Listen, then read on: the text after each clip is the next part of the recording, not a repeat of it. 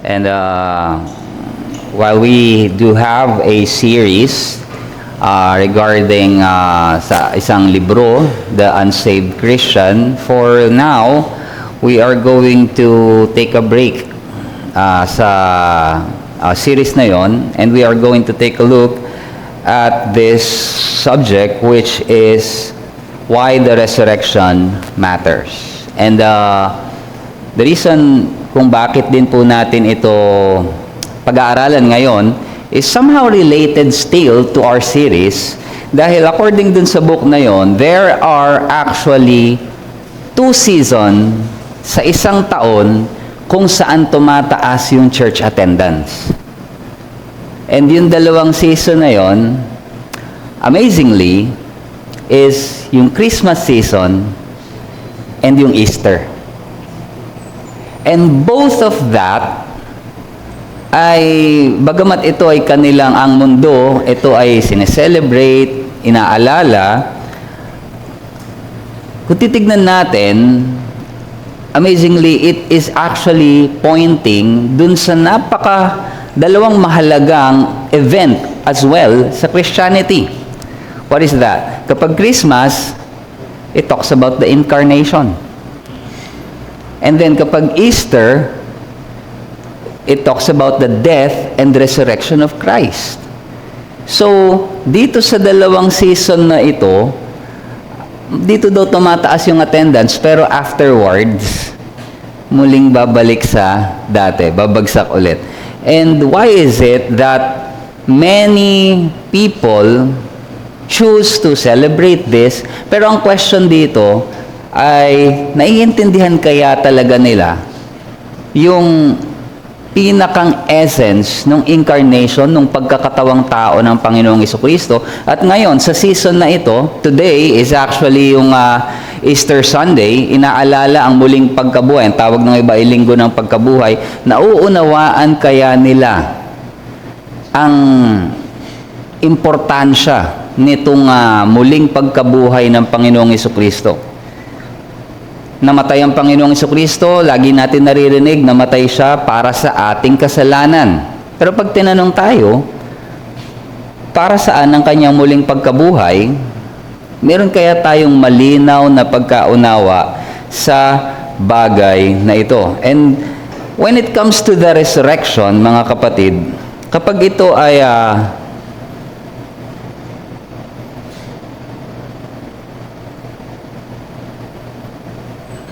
so when we think about the resurrection, kapag view natin ito, tinignan ito, through a naturalistic worldview, pag sinabi nating naturalistic, yung in the view of eyes of science, the resurrection of Jesus Christ ay madalas tinitignan lamang as a fancy story. I don't think it's working.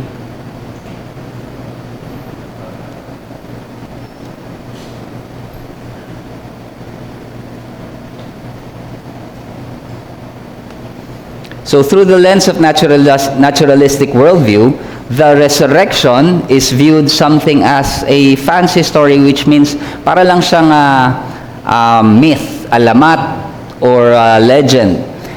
At tinitignan ang claims of Scripture, yung nakasulat sa Biblia, as irrational and direct violation kung ano yung itinuturo ng siyensya. Well, of course, science don't teach na may nabubuhay. Merong na-revive right after siguro na nawala ng heartbeat for a while and then i-revive. But to be resurrected after 3 days, we don't think it's something na scientific. Ito yung tinuturo sa atin sa science. So for us believers, and para sa bawat isa sa atin, one point in our lives, darating tayo sa pagtatanong na ano ba ang aking dapat paniwalaan pagdating dito sa itinuturo ng Biblia na ang Panginoong Jesucristo ay nabuhay. At one point in your life, you have to decide, is this true or is it not? But here's the thing. Kung ano yung magiging desisyon mo will also set up kung ano yung magiging direksyon ng buhay mo. Because if you believe that Jesus was risen from the dead at muli siyang nabuhay, and then this tells something about Him. Na lahat ng sinasabi niya patungkol sa sarili niya, sa kanyang pagiging Diyos and all His claims, then therefore, kailangan mo mag-submit doon. Well, if you are going to deny that, then you will continue living your life the way you do. But one way or another, you have to decide kung anong papaniwalaan mo dito. And so, this is the purpose of our study this morning. Now, tignan natin, nabanggit natin yung natural science. Well, natural science, by its very method, ang ginagawa nito is to explain using only natural causes. So, pag sinabi natin mga natural causes, yung approach na to, ang tawag dyan ay methodological naturalism, lahat ng pwedeng i-observe na uulit, ito yung parang kanilang tinitingnan. Within this kind of process, so what is observable, repeatable, so because of this, yung resurrection ng Panginoong Jesucristo ay nare-reject because labas siya sa ganitong process, sa method na to. Of course, hindi siya observable dahil hindi siya repeatable. No? At the moment. So, kapag itong ganitong klase ng method ay in-apply na sa worldview o sa isang uri ng pananaw, ang tawag po dyan is scientism. Ito yung belief or worldview na kung ano lang yung kayang i-prove ng science, ito lang ang pwede nilang tawagin na totoo, factual, or which is true. Well, kung gagamitin nga naman natin itong ganitong klase ng method, itong process na to determine what is true, at atin ngayong inilagay under this lens ang resurrection, of course, resurrection would fail. It would fail to be accounted as factual, real, or something na pwede natin paniwalaan. So, sasabihin nila, that is a myth, that's unscientific, at hindi ito maaaring tanggapin as something na pwede natin panghawakan at paniwalaan. And so, how do we defend that? Well, kung titignan natin, mga kapatid, under that assumption, lahat ng miracles na makikita natin in the Scripture, under that assumption, kasama na yung resurrection, dismissed. It will be dismissed, hindi dahil sa na-disprove ito, pero hindi siya pasok dun sa method or process or within the limits ng system na isinet nitong natural science on how to prove what is true.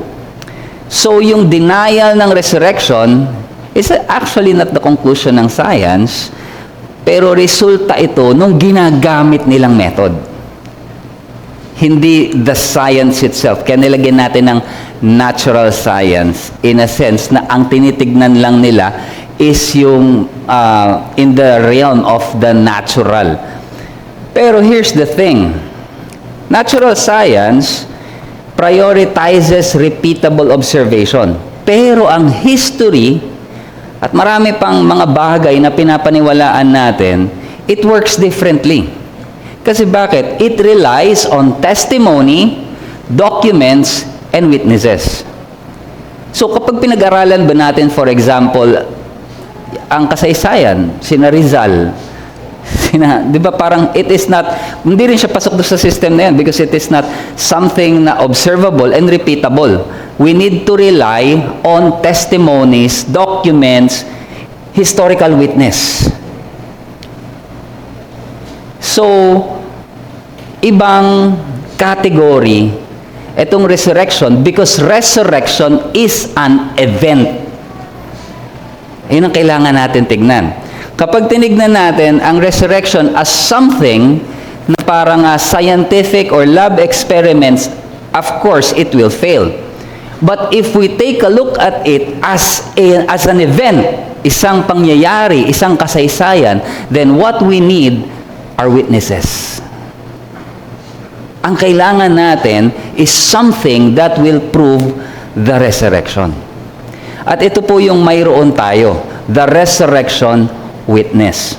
And so, kung titignan natin, for example, in Luke chapter 1, pansinin niyo po mga kapatid, ang nakasulat dyan sa Luke chapter 1, 1-4, Inasmuch as many have undertaken to compile a narrative. Ano itong sinusulat ni Luke para sa kanyang reader? Itong sinusulatan niya sa Theophilus. Sabi niya, nagko-compile siya ng isang narrative of the things that have been accomplished among us. So para itong biography.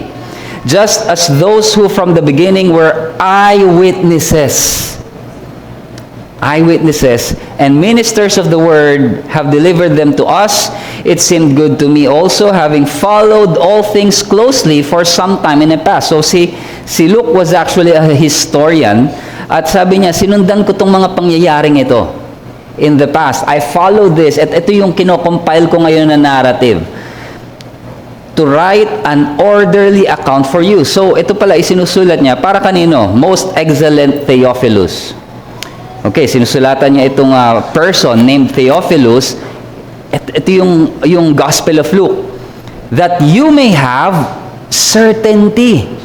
Upang magkaroon ka ng kasiguraduhan concerning the things you have been taught. So, paano ka magkakaroon ng kasiguraduhan? Meron tayong, sabi ni Luke, meron tayong historical witness. Ito yung account. Ito yung kasaysayan yan. And notice this, brothers and sisters. If you're going to read, halimbawa lang yung mga beginning, simula na chapters sa Luke. Ituloy natin. For example, in verse 5. Ang sabi dyan, in the days of Herod, king of Judea.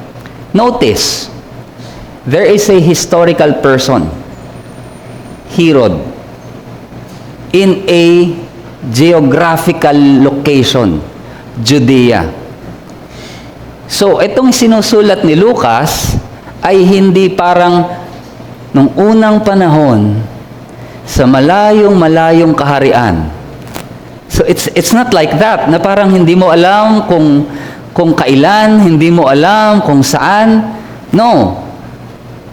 The writing of the gospel is may mga tao, historical figures, mga totoong tao, totoong lugar. In yung ipapanganak ang Panginoong Hesukristo in Luke chapter 2, ang sabi dyan, the birth of Jesus Christ in verse 1, in those days, a decree went out from Caesar Augustus. Historical person to. This was the first registration when Quirinius was governor of Syria. So pansinin ninyo, bakit ganito kadetalyado magsulat si Lucas? Because dito makikita natin that this can be verified. Historically, it doesn't matter kung may halimbawa sasabihin nilang, hindi kami naniniwala sa Bible. We don't believe that the Bible is divine. Hindi yan salita ng Diyos. Okay, alisin natin yung ganun ninyong pagtingin. Pero you cannot deny the fact that the Bible is historically accurate and it can be verified. Because meron tong mga historical figures and totoo yung mga geographical location na inilagay dito. And hindi lang yun na basta lang sila gumamit ng tao, lahat ng sinasabi nila dito is factual at maaari itong itingnan, i-compare with other external evidences and historical documents outside of scriptures. So nagmamatch siya. And so in that sense, makikita natin mga kapatid that the purpose of Luke in writing the account of the gospel is so that tayo na mabasa nito, si Theophilus yung sinusulatan niya, and now to us na tumatanggap nito, may have certainty. How? Because of its historical accuracy, its veracity, at napakahalaga ng mga eyewitness account. Well, of course, the nature of the gospel, ito yung parang binibigyan tayo ng historical accuracy because ibinigay sila sa atin ng mga eyewitness. Eyewitness. Now, kung merong think about it today, kung gaano kahalaga ang eyewitness. Kapag halimbawa sa isang crime, merong mga circumstantial evidence, diba? Merong mga gano'n na parang pwedeng tignan na according to the circumstance, pwedeng sino yung may motibo, sino halimbawa yung pumatay, tinitignan kung may motibo, so circumstantial, tinitignan, or minsan may mga evidences of course na naiiwan. Pero kapag merong eyewitness, it's a different story. Pagka isa, dalawa, tatlong witness, habang dumadagdag yung witness, nagiging mabigat yung accusation. And so, in the Old Testament, eyewitness testimonies were very important and vital. Dito natin nakikita na, di ba, sabi, kailangan ng 2 or 3 witnesses. But here's the thing, kapag ikaw ay nagsinungaling sa pagiging witness, it can cost you your life if it is found to be false. Now, ang sabi ni Pedro in 2 Peter 1:16, "For we did not follow cleverly devised myths." Hindi kami gumagawa ng kwento. This is not something na parang alamat lamang. When Jesus made known to you the power and coming of our Lord Jesus Christ, but we were eyewitnesses of His majesty.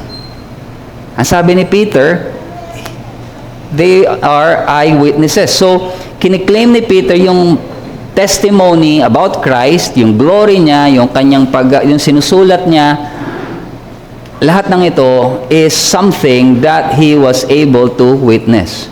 And alam nyo, kahit yung kalaban ng Panginoong Jesucristo became eyewitness kung titignan natin. Why? Because the Sanhedrin as well, sila yung opposition ni Christ, pero ano nangyari doon sa resurrection ni Christ? The Sanhedrin did not produce a body or publicly refute the resurrection with counter evidence. Pansinin ninyo, hindi nila itinanggi na ang Panginoong Jesucristo ay muling nabuhay. Pinagbawalan nila yung mga disciples, huwag kayong mangaral sa pangalan ni Jesus. Ito yung ipinagbawal nila, pero never nilang na-mention, kahit hanggang doon sa Book of Acts, hindi nila sinabi na walang katotohanan yan sinasabi nyo. Why? Because they tried to suppress the message, pero pag pinuntahan natin yung Gospel 28, makikita natin that the guards reported what happened early morning on the first Sunday of Resurrection. Nakita ng mga gwardya kung paano ang isang anghel ay binuksan ang libingan ng Panginoong Jesucristo. And they were like dead out of fear. Sobrang takot nila, para sila mga patay. So nung pumunta sila dito sa mga priest at sinabi nila kung ano nangyari sa Sanhedrin, ay binigyan lang sila ng pera para sila ay manahimik. At ipakalat na anong sabi? Dumating ang mga disipulo ng Panginoong Jesucristo, ninakaw ang katawan. Well, if that is true, it's so simple. Pwede nila itong hanapin ng mga disciples, ilabas ang katawan ng Panginoong Jesucristo, i-refute ito, but they were not able to do that. Because they themselves know what truly happened. So makikita natin, even somehow yung opposition is proving the reality of resurrection. And again, coming back to the first epistle ng 1 Corinthians, lagi natin itong ginagamit when it comes to the witnesses. Ang sabi ng Apostol Pablo sa 1 Corinthians 15, if you have your Bible, basahin lamang po natin saglit. Let's go to 1 Corinthians 15 verses 1 and the following. Sabi ni Paul, "Now I would remind you, brothers, of the gospel." So ito daw yung ebanghelyo. "Now I would remind you, brothers, of the gospel I preached to you, which you received, in which you stand, and by which you are being saved, if you hold fast to the word I preached to you, unless you believed in vain." So ano yung gospel na to? For I delivered to you as of first importance what I also received. Christ died for our sins, in accordance with Scriptures, that He was buried, that He was raised on the third day. Muling nabuhay ang Panginoong Jesucristo sa ikatlong araw, in accordance with the Scripture, and that He appeared to whom? To Cephas, to si Pedro, then to the 12. Then He appeared to more than 500 brothers at one time, most of whom are still alive, though some have fallen asleep. So may individual appearance, una kay Pedro, sumunod dun sa 12, and then group appearances. At ang sabi dito, more than 500 brothers at one time. Now, balikan natin yung eyewitness accounts. So sa isang case, kapag mayroong 1 or 2 or 3 witness, mabigat na yon. We try to establish the claim by having that. Pero 500 brothers at one time, more or less, ang sabi ni Pablo, and yung pagkakasabi pa niya na yung iba dyan buhay pa hanggang ngayon, meaning, confirm nyo. You can actually confirm this. At that point in time, that is a very strong testimony. And not only in that time, even now. Kasi tinitignan natin siya dito sa historical accuracy of this text na ibinigay sa atin. And we can look at this text as historical. So, yung eyewitness account that time holds a very strong case of truthfulness. Now, here's the thing. May mga mag-argue dyan, sasabihin, nag-hallucinate yung mga yan. Because of their devotion dito sa taong ito, sobrang devoted sila to the point that they hallucinated. Na nakita nila si Jesus, and so they believed that Jesus resurrected. So, ilalagay nila ito sa isang thought of hallucination. But the problem with that argument is this. Alam niyo yung mga nagte-training ng SEAL team, yung mga pinapagod talaga sila, tumatakbo, yung talagang exhausted. At times, sa sobrang pagod nila, they hallucinate na. Out of pwedeng hunger, yung thirst, and yung exhaustion, pwede sila mag-hallucinate. And actually, pwede sila mag-hallucinate sabay-sabay. But here's the thing. Of all that group, walang nag-hallucinate ng pareho. They have different hallucinations. Because their hallucinations are products of their own mind.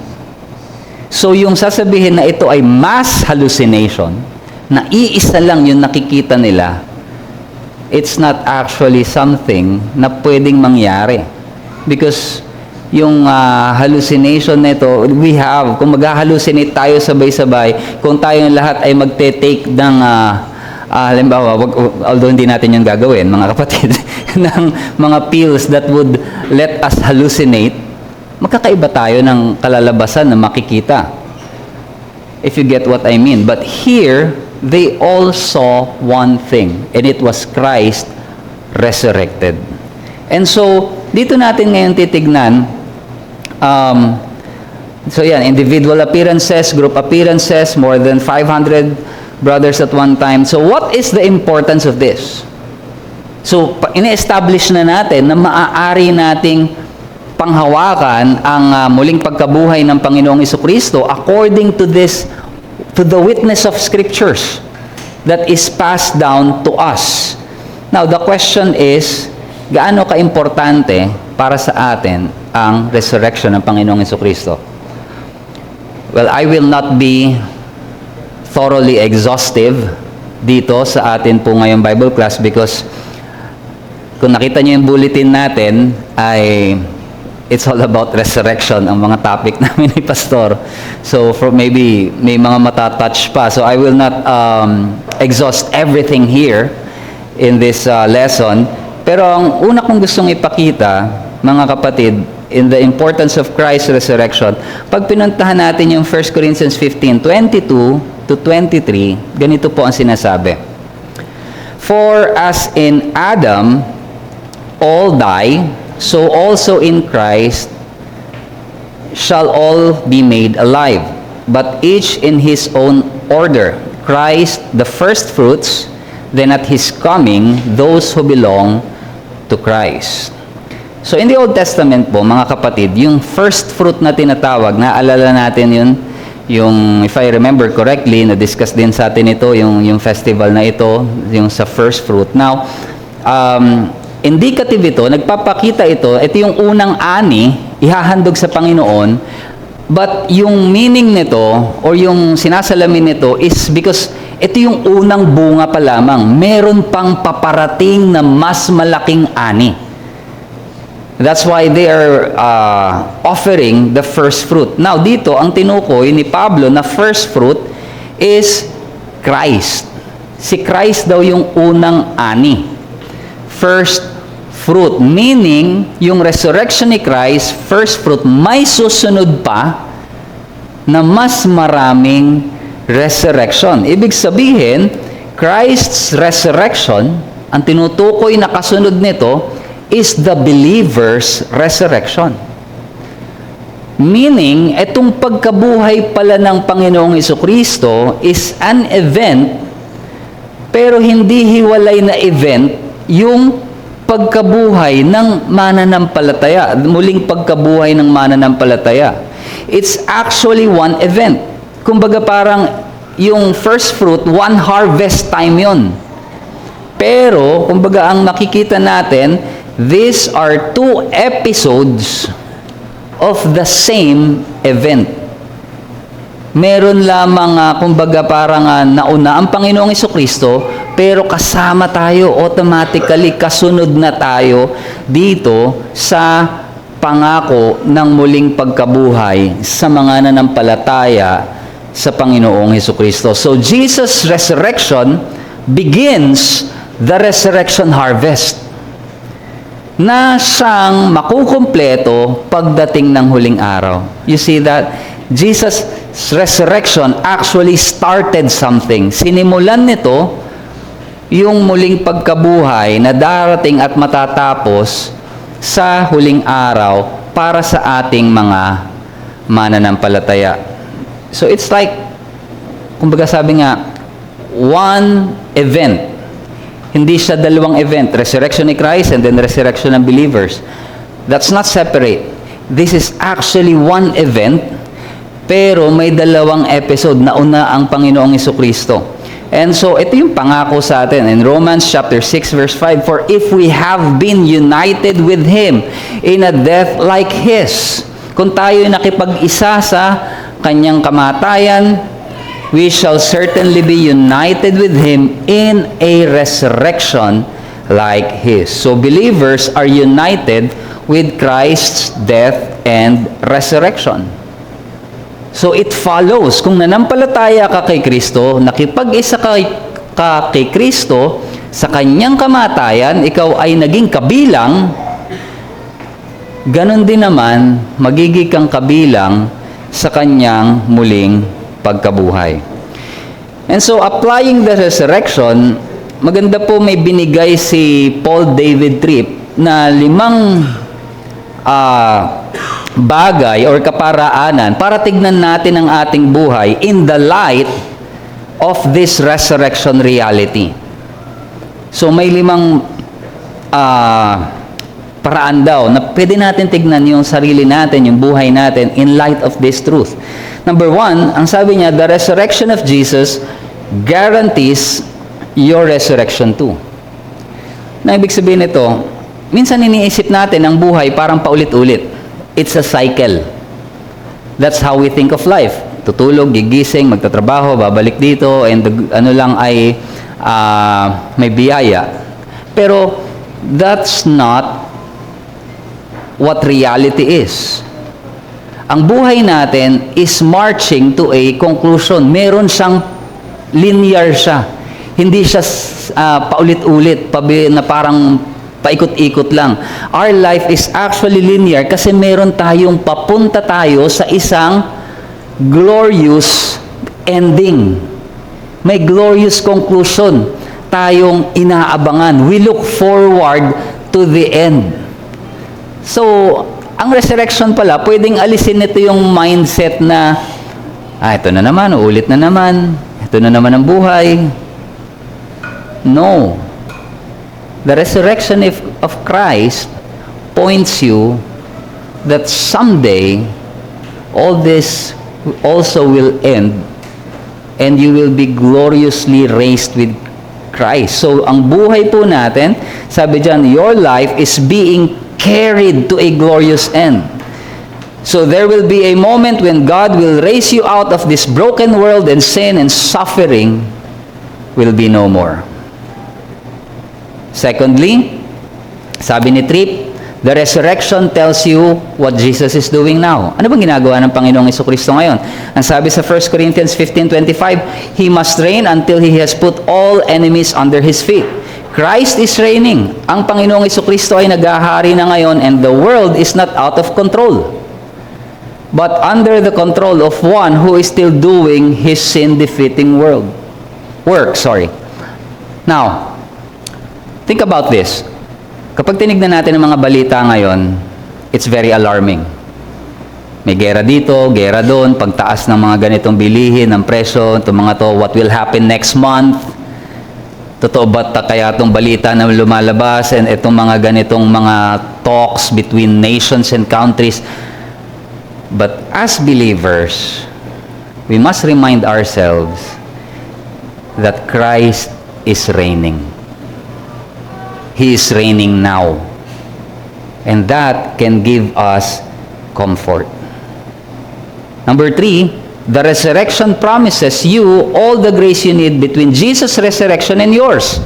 So dahil nakita nga natin that the resurrection of Christ is one event na may dalawang episode. So between the resurrection of Christ and your own resurrection, ang Diyos mismo ang magpo-provide sa atin ng biyaya na kinakailangan natin hanggang makarating tayo dun. Kasi if your end has already been guaranteed, kapag garantisado na, malinaw na, itinalaga na ng Diyos kung ano ang mangyayari sa hinaharap para sa mga mananampalataya, and then nagbigay na siya ng provision paano tayo makakarating dun. And that can give us comfort kung meron man tayong pinagdaraanan sa mga pagkakataong ito sa buhay natin. That means that God has already planned the days and the provision and the grace na kinakailangan natin hanggang tayo ay maitawid at madala niya sa araw na iyon. Between His resurrection and ours. So future grace, yung pangako na ito, na biyaya sa hinaharap, it comes with the promise of present grace. Mayroon pa rin tayong biyaya na mayroon ngayon na maaaring matamasa. And so, number 4, the resurrection motivates you to do what is right no matter what you are facing. So, ang muling pagkabuhay daw, it tells you that God will win. God will win. Ang kanyang katotohanan, it will win. At ang kanyang plano will be accomplished and sin will be eradicated. And so, dahil makikita natin, righteousness will overcome evil, this means that everything you do in God's name is worth it, no matter what the cost. So, this becomes our motivation. Alam natin na kung ano man yung ating hinaharap ngayon, it matters because of what is promised in the future. And the resurrection tells you that you always have reason for thanks. Maaari tayong laging magpagpasalamat dahil dito. Quite apart from anything you have earned, you have been granted a future na mayroong kapayapaan at mayroong kagalakan. And this is secured. Why? Because of Jesus' resurrection. Kaya sabi ni Calvin regarding this, therefore, whenever the subject of our salvation is considered, we should think of Christ as raised from the dead, because it is in His resurrection that He completed the course of our salvation. For thereby He swallowed up death, broke its bonds, destroyed its power, and brought life and immortality to light. Hence, as He died for our sins, so He rose again for our justification, that by His resurrection He might restore us to life and make us partakers of His righteousness. So, as an application, brothers and sisters, live in the certainty of your future resurrection. May kasiguraduhan sa muling pagkabuhay dahil sa pagkabuhay ng Panginoong Jesucristo. And so, when you face suffering, when you face weaknesses, or kahit dumating ka na doon sa punto ng realidad na ang kinakaharap mo na ay kamatayan, remind yourself na kung paanong ang Panginoong Jesucristo ay muling nabuhay, you too will be raised. And this shapes how we endure trial with hope. When you look at Christ, refuse to see life as random or cyclical. Ito yung nakita natin. Hindi natin tinitignan ang buhay na parang paulit-ulit, paikot-ikot. But rather, we have this conviction na tayo ay patungo sa isang maluwalhating katapusan. And secondly, let us rest in Christ's present reign and ongoing work. So kapag nararanasan natin, nararamdaman natin itong takot, anxiety regarding sa mga pangyayari sa paligid natin, sa mundo natin ngayon, let us remind ourselves. We need to be consciously reminding ourselves, preaching the gospel to ourselves that Christ is alive at siya ay naghahari. He is actively reigning. And so, pray and live with confidence na alam mo, ang Panginoong Jesucristo ay buhay and He reigns sovereignly. And lastly, draw daily strength from the grace secured by the resurrection. Araw-araw, mga kapatid, kapag tayo ay nag-struggle in our weaknesses, in our own battle with sin, alalahanin natin na bawat araw may biyayang ibinibigay sa atin, and it flows directly from the power of Christ's resurrection at work in us. And it will sustain us hanggang katapusan. And so we approach each day ng mayroong pasasalamat, mayroong confidence, kapayapaan, na alam natin, ito yung ipinangako sa atin na pag-aralan natin in Ephesians, that the same power that raised Christ is the same power at work with us. It guarantees our perseverance and even our final resurrection.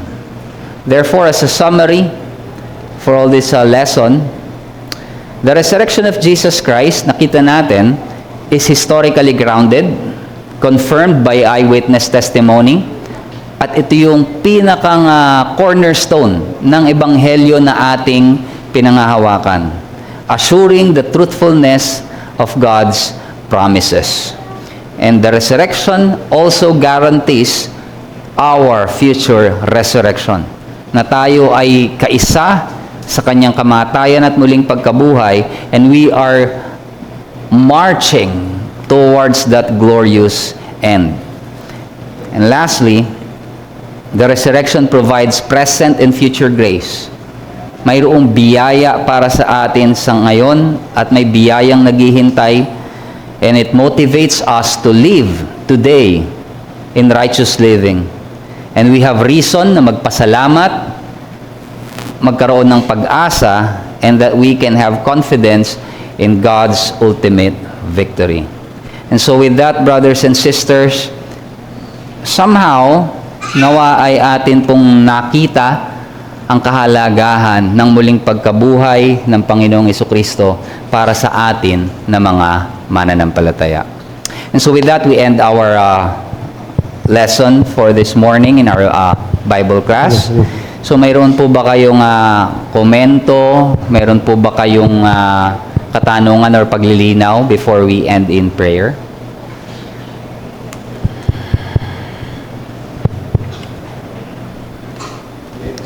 Sige po, anyone? Ayun. Thank you, Brad, dun sa message. Dun sa Bible class.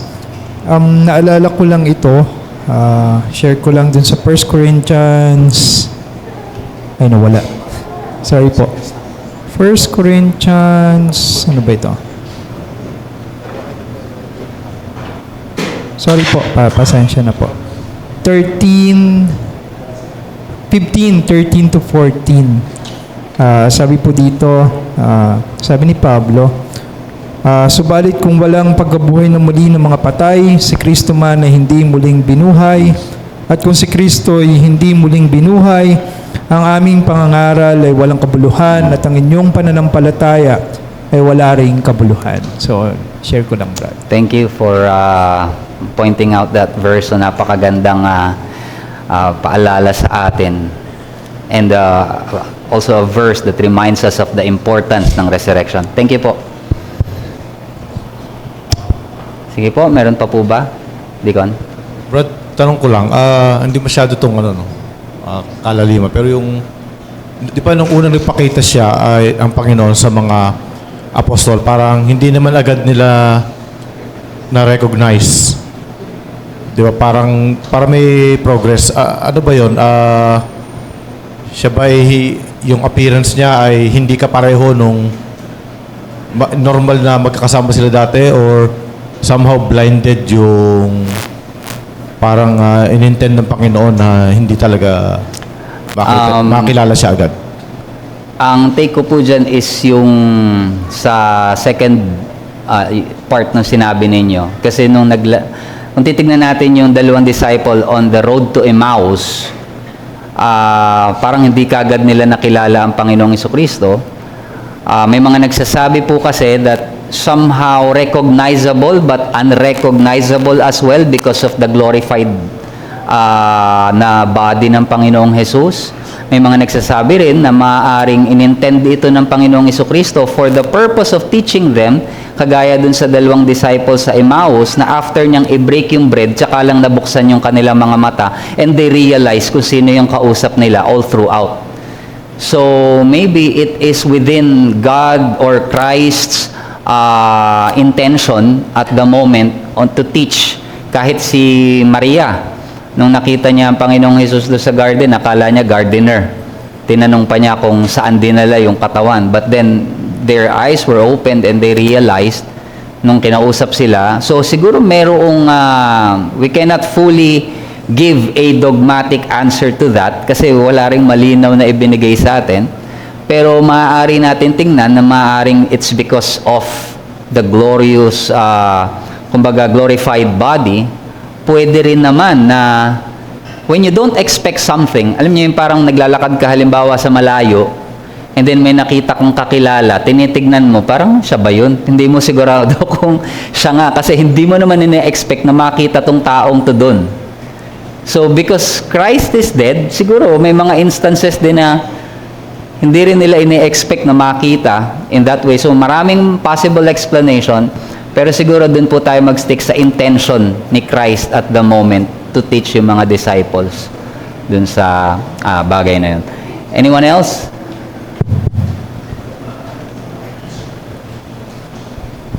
Sa pagbabasa ko ng Biblia, nabasa ko yung sinasabi mo na si Christ ay, di ba, yan, pinag-uusapan natin yung yung namatay na nga, nakita dun sa, yung mga gwardiya na yon, masasabi natin hindi sila mananampalataya o hindi talaga sila naniniwala sa Panginoon. Ano ka lang, bakit? Kasi nakita na nila yung anghel na nagpapatotoo na si Christ ay nabuhay magmuli. Di ba yung gwardiya? Yung gwardiya ay nabayaran. So, ibig sabihin, hindi talaga sila naniniwala sa Panginoon or natatakot sila sa mga pamunuan noon na kung hindi nila tatanggapin yung pera, baka patayin sila. Kasi di ba pinalabas lang nila na hindi totoo. Ang ibig ko lang sabihin talagang nung una pa ay ang kasalanan ay talagang laging nangyayari. Kasi kung naniwala sana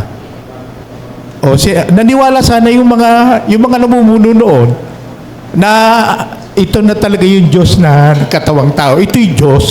Kasi biglang dumating si Christ. Alam ba, ikaw ay nasa mataas na lipunan ka, ikaw ay kinikilala doon. Aba, sino tong bigla na lang na dumating na ito? Na parang mas marunong pa sa akin. Nakakabuhay ng patay. Malamang na ano nila yun, di ba? Yung mga himala, biglang nagkakaroon ng paningin. Ba, sino ito? Doon pa lang, parang kung may pananampalataya sila na mga nasa matataas na ng lipunan, maniniwala sila na talagang ang Diyos ay totoo sa kanilang mga sarili. Tapos, ako ay may nananampalataya din na bagamat nangyayari yung mga bagay na nagkatawan-tao ang Diyos, pero ako personally naniniwala ako na ang Diyos na Espiritu na nasa langit ay hindi namamatay. Bagamat kasi kaya niyang gawin na nasa langit siya at siya ay nasa lupa pa rin dahil siya ay powerful. Hanggang doon lang. Okay po. Well, makikita po natin na doon na sa unang bahagi nung inyo po nabanggit, doon natin makikita yung katigasan ng puso ng tao na bagamat nandun na ang mga nasa harapan na nila ang katotohanan, ito'y kanilang itinatanggi. And then on the last part, just not to create confusion, totoong ang Diyos ay hindi namamatay, ngunit the second person of the Trinity, ang Panginoong Jesucristo, ang nagkatawang tao, and it is Christ who, the God-man, who died on the cross. So it is not the Father nor the Holy Spirit, but the second person of the Trinity in the person of Jesus Christ. Ang siya pong namatay doon sa krus, nagdusa at nagbayad ng ating kasalanan. So, anyone else? Meron pa po ba? Sige po. Kuya Joe, how about yung pagkakaiba po ng resurrection ni Lazarus sa resurrection ni Jesus Christ? Parang what sets apart yung kay Christ dun kay Lazarus and dun sa iba pang na-resurrect? Okay. That's a very good question, ano? Kasi sabi dun sa binasa natin kanina, Christ is the first fruit. Pero paano nangyari, kahit nung nabubuhay pa lang si Christ, may mga binuhay na siya. We remember yung mga binuhay niya. And even that, sa Matthew, it was recorded na may mga maraming nabuhay na at nagbangunan sa kanila sa sementeryo ng time na yon, in the tomb, sabi. So what separates the resurrection of Christ? Ang sabi po sa Romans 6, which is actually going to be our text later, pero tignan na rin natin saglit.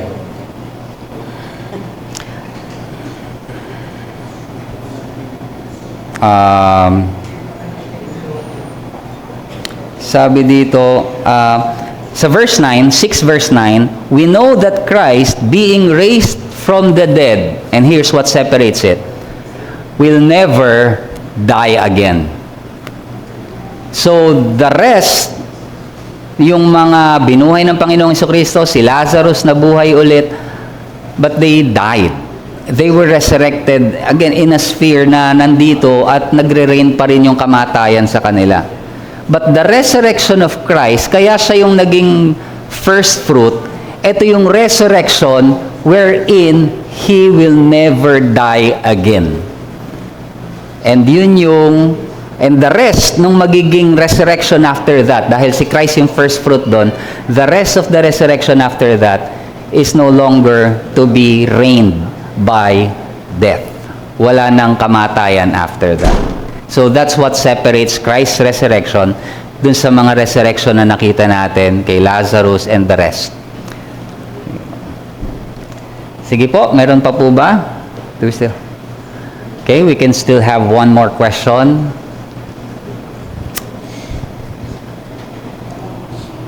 Okay, sige po, tayo po ay magpasalamat sa panalangin. Aming Amang Diyos, tunay nga po kami ay namamangha sa kapangyarihan na aming nakita kung paanong ang Panginoong Hesus ay iyong binuhay muli, Panginoon, sa kamatayan. At tunay nga, Panginoon, kasama ng kanyang muling pagkabuhay ay ang pangako ng buhay na walang hanggan din para sa mga nananampalataya sa Kanya.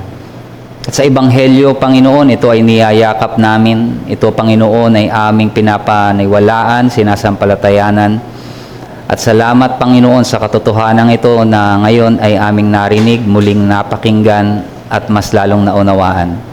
Samahan mo kami, Panginoon, sa aming patuloy na panambahan sa araw na ito. Tunay na ikaw ang maluwalhati, Panginoon, at mabigyan ng kapurihan. Ito po ang aming panalangin sa pangalan ng aming Panginoong Hesukristong buhay. Amen.